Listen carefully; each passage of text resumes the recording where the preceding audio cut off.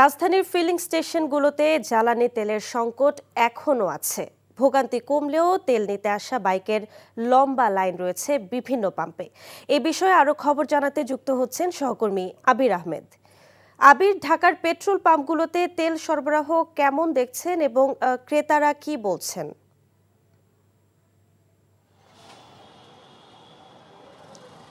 তেল সরবরাহ স্বাভাবিকই রয়েছে এখন পর্যন্ত। বেশ কয়েকটি পাম্পে ঘুরে যেমনটি দেখেছি, কিন্তু সেই যে দীর্ঘ লাইন শুরু থেকে সেই লাইনটি কিন্তু এখনও রয়েছে। কেউ কেউ রাত থেকে অপেক্ষা করছেন যে তেল নেওয়ার জন্য, আবার কেউ সকাল থেকে অপেক্ষা করেও তেল পাচ্ছেন না। তাদের যেমনটি অভিযোগ যে ফুল ট্যাঙ্কি যদি তেল দেয়া হয় সেক্ষেত্রে এই সংকট কিছুটা কমতে পারে। এর পাশাপাশি বেশ কয়েকটি পেট্রোল পাম্পগুলোতে যেগুলোতে আসলে ফুল ট্যাঙ্কি অর্থাৎ চাহিদা অনুযায়ী তেল দেওয়া হচ্ছে, সেখানে কিন্তু অভিযোগ করা হচ্ছে যে যারা হয়তো 2 লিটার তেল নিতেন বাইকে, তারা এখন 10 থেকে 12 লিটার তেল নিচ্ছেন। আবার কেউ কেউ তেল নিয়ে সেটি রেখে অর্থাৎ বাইক থেকে বের করে মজুত করে আবার তারা তেল নিতে আসছেন, এমনও বেশ কয়েকটি অভিযোগ রয়েছে। এরকম অভিযোগ পাশাপাশি গাড়ির ক্ষেত্রেও রয়েছে। তো আরেকটি বিষয় যদি বলি, এখন পর্যন্ত ডিজেল প্রায় মজুদ রয়েছে 13 থেকে 15 দিনের, পেট্রোল মজুদ রয়েছে 14 থেকে 16 দিনের এবং অকটেন মজুদ রয়েছে প্রায় 25 থেকে 30 দিনের।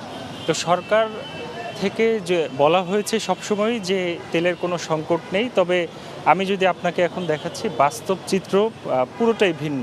সেই সকাল থেকে যে দীর্ঘ লাইন রয়েছে সেটি কিন্তু রয়েছে। এর পাশাপাশি বাইরে থেকে, দেশের বাইরে থেকে যে তেল আমদানি করা সেটি কিন্তু অব্যাহত রয়েছে এবং ভারত থেকেও কিন্তু পাইপলাইনের মাধ্যমে যথেষ্ট তেল আমদানি করা হচ্ছে এবং সরকার বলছে যথেষ্ট মজুত করা হচ্ছে। কিন্তু এর পরেও সাধারণ মানুষ যারা রয়েছেন তারা সেই আতঙ্ক থেকেই মূলত এই লাইন দিচ্ছেন।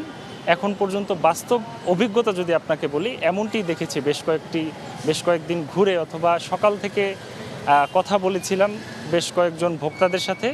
তারা কেউ 2 লিটার যারা তেল নিতেন তারাও 10 লিটার নিচ্ছেন। মূলত আসলে এই মজুত করা এবং আতঙ্ক থেকেই এই সংকট, এমনটি বলছেন সাধারণ মানুষ এবং এখানের যারা পাম্পের যারা মালিক পক্ষ বা সরকার, এমনটি তারা বলছিলেন। তো এই ছিল এখান থেকে সবশেষ জানছিলাম তেল সরবরাহের খবর।